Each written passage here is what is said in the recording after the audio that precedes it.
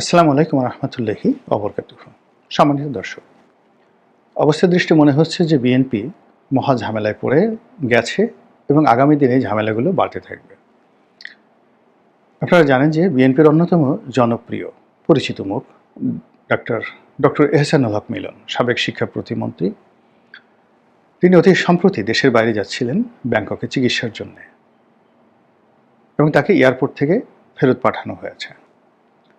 বিষয়টি তিনি প্রথমে গোপন রাখতে চেয়েছিলেন যাতে কেউ না জানে, কিন্তু এটি পরবর্তীতে সংবাদপত্রে চলে আসে এবং প্রায় সব পত্রপত্রিকাগুলোতে এটা লিড নিউজ হিসেবে আসে। যখন এরকম ঘটনা আমি শুনলাম গোপন সূত্রে, তখন ডক্টর মোহাম্মদ এহসানুল হক মিলনকে আমি টেলিফোন করেছিলাম এবং তিনি অনেকটা বিব্রত, বিধ্বস্ত এবং এরকম ঘটনা এই সময়টাতে ঘটতে পারে এটা কখনো তিনি কল্পনা করেননি। এর কারণ হলো যে আওয়ামী লীগের পুরো জমানাটাতে তার উপর যে জুলুম অত্যাচার চলেছে এবং প্রায় প্রতিবারই তাকে এয়ারপোর্টে অপদস্থ হতে হয়েছে। কিন্তু সেটার একটা ধারাবাহিকতা ছিল, তিনি জানতেন এবং তাকে জানানো হয়েছে। তো তিনি এয়ারপোর্টে যেতেন, তিনি আগেই জানতেন যে তাকে দেবে না, কিন্তু ওই যে তাকে যেতে দেওয়া হয়নি এই ডকুমেন্টটা সংগ্রহ করে হাইকোর্টে আসতেন এবং এখান থেকে একটা অর্ডার নিয়ে তিনি আবার দেশের বাইরে যেতেন, কাজকর্ম শেষ করে চলে আসতেন। তো আওয়ামী লীগ জমানাতে যখন তার বিরুদ্ধে কয়েকশো মামলা এবং তার প্রতিদ্বন্দ্বী সাবেক স্বরাষ্ট্রমন্ত্রী মহিউদ্দিন খান আলমগীর, তখনও তিনি বিদেশে গেছেন এবং নির্দিষ্ট সময় পরে বিদেশ থেকে চলে এসেছেন। তো সেই ডক্টর এহসানুল হক মিলন এই জমানাতে এসে এয়ারপোর্ট থেকে প্রত্যাখ্যাত হবেন, it's a bad signal, very very bad signal. এবং এটাই জানাজানি হওয়ার পরে ডক্টর এহসানুল হক মিলন তিনি আত্মপক্ষ সমর্থনের জন্য, যাকে বলা হয়, তিনি সংবাদ সম্মেলন করলেন যে তিনি দেশবিরোধী কর্মকাণ্ডের সাথে জড়িত নন, তিনি কখনো দেশের বিরুদ্ধে এমন কিছু করেননি, করবেন না, ইত্যাদি ইত্যাদি নানা কথা। এই দেশের জন্য তার স্যাক্রিফাইস, তিনি কেবলমাত্র রাজনীতি করার জন্য মার্কিন পাসপোর্ট তিনি স্যারেন্ডার করে বাংলাদেশি পাসপোর্ট গ্রহণ করেছেন। কাজেই এই দেশের প্রতি তার যে অধিকার, যে রাইট, এটাকে তিনি বোঝানোর চেষ্টা করেছেন। কিন্তু এতে করে দেখা গেল যে তাকে যারা অপদস্থ করার চেষ্টা করেছে, তার মাধ্যমে বিএনপিকে যারা মেসেজ দেওয়ার চেষ্টা করেছে, তারা আরও উল্লসিত। আর আমি আজকের এই ভিডিওটা যখন করছি আমি সত্য মিথ্যা জানি না, বাট গতকালকে ইন্টারনেটে এটা সয়লাভ হয়ে গিয়েছে এই খবর, আর অনেকে বলাবলি করেছে। সেটা হলো বিএনপির অন্যতম প্রভাবশালী নেতা আমির খসরু মাহমুদ চৌধুরী, তিনিও এয়ারপোর্ট দিয়ে যাচ্ছিলেন কোনো একটা দেশে এবং তাকে এয়ারপোর্ট থেকে ফেরত পাঠানো হয়েছে। সত্য মিথ্যা আমরা জানি না, প্রথমটা বাস্তব আর দ্বিতীয়টা গুজব অথবা সত্য। তো এটা নিয়ে পুরো কালকে সারা রাত ইন্টারনেট, যে সোশ্যাল মাধ্যমগুলো রয়েছে সেগুলো রীতিমতো সয়লাভ হয়ে পড়েছিল এবং বিএনপির অনেক বড় বড় নেতা, শীর্ষ পর্যায়ের বড় বড় নেতা একে অপরকে টেলিফোন করে জিজ্ঞাসা করছিল ঘটনা সত্য কিনা। সাংবাদিক যারা আছেন, সিনিয়র সাংবাদিক যারা বিএনপি বিট করেন, পত্রিকা সম্পাদক থেকে শুরু করে নির্বাহী সম্পাদক, তাদের মধ্যেও খুব কানাঘষা হচ্ছিল। অনেকে আমাকে টেলিফোন করেছিলেন, আমি নিজেও অনেকের সাথে কথা বলার চেষ্টা করেছি। কিন্তু দেখা গেল যে বিএনপির এত বড় বড় মানুষ এটা নিয়ে ভয় পেয়ে গেছেন এবং নিজেদের মধ্যে কথাবার্তা বলছেন যে এই বিষয়টি আসলে দলের পক্ষ থেকে কিংবা যাকে বলা হয় আমির খসরু মাহমুদ চৌধুরীর পক্ষ থেকে সুরাহা করা উচিত যে আসলে ঘটনা আদৌ এরকম কিছু ঘটেছে কি না, নাম্বার ওয়ান। নাম্বার টু হলো যে যদি আমির খসরু মাহমুদ চৌধুরীর সঙ্গে এই ঘটনা না ঘটে থাকে, আপনি নিশ্চিত থাকতে পারেন যে এহসানুল হক মিলনের সাথে যে ঘটনা ঘটেছে, আগামীতে বিএনপির আরও অনেক লোকের কপাল পড়বে, ভীষণ রকমভাবে কপাল পড়বে। কেন? এখানে মূল ব্যাপার হলো যে যারা এই বিপ্লবে বিজয়ী হয়েছেন, কারা বিজয়ী হয়েছেন? এনসিপি এবং জামাত। বিএনপি এখানে সবচেয়ে বড় জমিদার হিসেবে তিনি সুবিধাভোগী, কিন্তু আসলে তিনি বিপ্লব করেননি, বা এনসিপি বা জামাত মনে করে না যে বিএনপি শেখ হাসিনার পতনে খুব গুরুত্বপূর্ণ ভূমিকা পালন করেছে। বিএনপি দীর্ঘকাল লড়াই করেছে, সংগ্রাম করেছে, জুলুম অত্যাচার স্বীকার করেছে। এর মূল কারণ ছিল তাদের মধ্যে, আওয়ামী লীগের মধ্যে একটা প্রতিহিংসা ছিল, ঈর্ষা ছিল এবং একে অপরের মধ্যে প্রতিদ্বন্দ্বিতা ছিল। আওয়ামী লীগকে হটিয়ে ক্ষমতায় যাওয়ার জন্য তারা যে চেষ্টা করেছেন, সেই চেষ্টায় তারা কখনোই জনগণকে সম্পৃক্ত করতে পারেননি। যেভাবে এই জুলাই আগস্ট বিপ্লবে সাধারণ ছাত্র এবং পিছন থেকে জামাত কলকাঠি নেড়ে এই পুরো বিষয়টিতে জনগণের সম্পৃক্ততা তারা নিশ্চিত করেছে এবং একই সঙ্গে সমস্ত রাজনৈতিক দলগুলোকে রীতিমতো বাধ্য করেছে এই আন্দোলনে অংশ নিতে। একথা সত্য যে যখন ছাত্ররা কোটা বিরুদ্ধে আন্দোলন করলো এবং খুব মার খাচ্ছিল, তখন বিএনপি খুব দ্বিধাগ্রস্ত ছিল যে এখানে তারা সমর্থন দেবে কি দেবে না, বা এখানে সমর্থন দিলে ছাত্রদের আন্দোলন বন্ধ হয়ে যাবে বা ছাত্রদের প্রতি জুলুম অত্যাচার বেড়ে যাবে এই আশঙ্কায়। কিন্তু ছাত্ররা যখন বিজয়ের একেবারে দ্বার প্রান্তে, তখন জনাব তারেক রহমান বলতে গেলে অনেকটা কর্তৃত্ব নিয়ে এই ছাত্রদের আন্দোলনে সমর্থন যোগান। আর ছাত্ররা যখন 99.99% সফলতার দ্বার প্রান্তে পৌঁছে যায়, ঠিক সেই সময়টাতে বিএনপিও এখানে এই আন্দোলনে নিজেদেরকে সম্পৃক্ত করে ফেলে এবং এটা নট মোর দ্যান 5 days, মানে আগস্ট মাস 2024-এর 1 তারিখের পরে নয়। কিন্তু যারা এই আন্দোলনের পেছনে ম্যাটিকুলাস ডিজাইন করেছে গত 2-3 বছর ধরে, এই ডিজাইনের সঙ্গে বিএনপির কোনো সংযোগ ছিল না। এই ডিজাইন যদি কেউ করে থাকে, সেটা ডক্টর মোহাম্মদ ইউনূস, জামাত, এনসিপি যারা নেতৃবৃন্দ রয়েছে, আর বিভিন্ন যে গ্যাংয়ের কথা বলা হচ্ছে, কি গ্যাং না কু গ্যাং আছে, 6 করে সৌদিয়া, তো এই গ্যাং গুং এইগুলো সব থাকতে পারে। এনিওয়ে, ফলে কি হলো, এই বিপ্লবের পরে একটা মনস্তাত্ত্বিক যুদ্ধ দেখা দিয়েছে। যারা বিজয়ী তারা মনে করছে যে আমরাই তো এটা ভোগ করব, আর অন্যরা এখানে এসে উড়ে এসে জুড়ে বসে মাঠ ঘাট পথ সব কিছু দখল করে তছনছ করে দিচ্ছে। তো এই মনস্তাত্ত্বিক যুদ্ধ এই গত 14 মাস যাবৎ চলতে চলতে আজকে বিএনপির 12টা বাজানোর জন্য বিএনপির যারা প্রতিপক্ষ তারা মোটামুটি 90% সফল হয়ে গেছে। বিএনপির ইমেজ ক্ষুণ্ণ করে ফেলেছে। বিএনপির নেতাদের মধ্যে বিভেদ, বিসংবাদ, মারামারি এগুলো তারা বাঁধিয়ে দিয়েছে এবং ভোটের মাঠে বিএনপিকে শক্ত প্রতিদ্বন্দ্বিতার মধ্যে ফেলে দিয়েছে। বিএনপির বিরুদ্ধে অনেক ন্যারেটিভ তৈরি করা হয়েছে এবং এই গত 14 মাসে বিএনপির অন্তত পক্ষে 14 লক্ষ একেবারে চিহ্নিত চাঁদাবাজ অপরাধকে বা অপরাধীকে প্রশাসন দিয়ে, রাষ্ট্রযন্ত্র দিয়ে তারা রীতিমতো তালিকাভুক্ত করিয়ে ফেলেছে। এখন যদি একটি অপারেশন ক্লিন হার্ট হয় বা সারা দেশে অস্ত্র উদ্ধারের নামে ধরপাকড় হয়, আইন শৃঙ্খলা রক্ষা করার নামে যদি দমন পীড়ন শুরু হয়ে যায়, কাদের উপর হবে? আওয়ামী লীগের লোক তো পালিয়ে আছে। বিএনপির যে সমস্ত লোকজন দাপট দেখাচ্ছে তাদের সবাইকে রীতিমতো শুইয়ে ফেলা যাবে।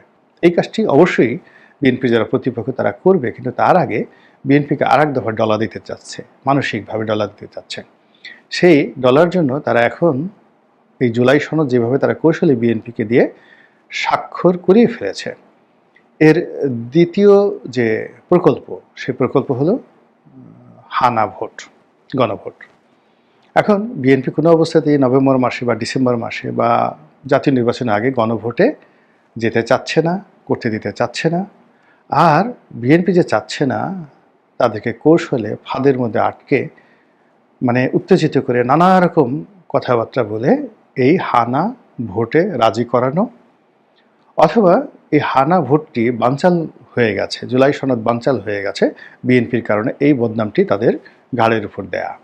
আর এই কাজের জন্য তাদেরকে নানাভাবে উত্তেজিত করা হচ্ছে এবং যে কথাগুলো বলা হচ্ছে যে বিএনপির জন্ম হয়েছিল হা ভোট দিয়ে, আবার এবার বিএনপি না ভোট যে যদি দেয়, মানে যে ভোটাভুটি হচ্ছে, এখানে বিএনপি যদি অ্যাক্টিভলি অংশগ্রহণ করে এবং এই জুলাই সনদ গৃহীত হবে না এই ব্যাপারে যদি না ভোট দেয়, তাহলে বিএনপির পতন হবে।